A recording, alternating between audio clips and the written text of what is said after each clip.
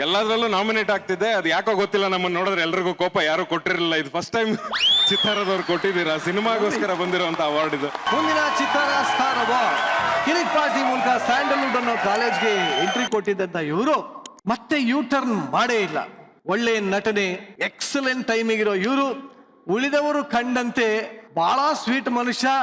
ತಡ ಯಾಕೆ, ಬರಮಾಡ್ಕೋಣ ನಮ್ಮೆಲ್ಲರ ಅಚ್ಚುಮೆಚ್ಚಿನ ಪ್ರಮೋದ್ ಶೆಟ್ಟಿ ಆನ್ ಸ್ಟೇಜ್.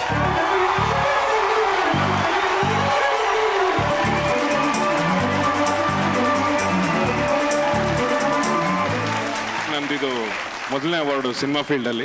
ಎಲ್ಲದರಲ್ಲೂ ನಾಮಿನೇಟ್ ಆಗ್ತಿದ್ದೆ, ಅದು ಯಾಕೋ ಗೊತ್ತಿಲ್ಲ. ನಮ್ಮನ್ನ ನೋಡಿದ್ರೆ ಎಲ್ರಿಗೂ ಕೋಪ, ಯಾರು ಕೊಟ್ಟಿರಲಿಲ್ಲ. ಇದು ಫಸ್ಟ್ ಟೈಮ್ ಚಿತ್ತಾರದವ್ರು ಕೊಟ್ಟಿದ್ದೀರಾ, ಸಿನಿಮಾಗೋಸ್ಕರ ಬಂದಿರುವಂತ ಅವಾರ್ಡ್ ಇದು.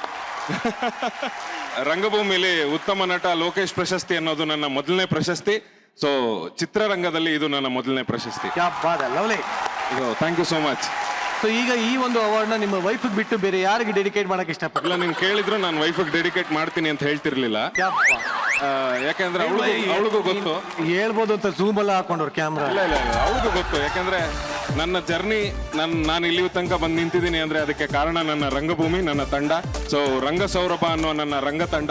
ಸೊ ಆ ಇಡೀ ತಂಡದ ಸದಸ್ಯರು, ಗುರುಗಳು, ಮೇಷ್ಟ್ರು, ಡೈರೆಕ್ಟ್ರು ಎಲ್ರಿಗೂ ಇದನ್ನ ಡೆಡಿಕೇಟ್ ಮಾಡ್ತೀನಿ. Thank you.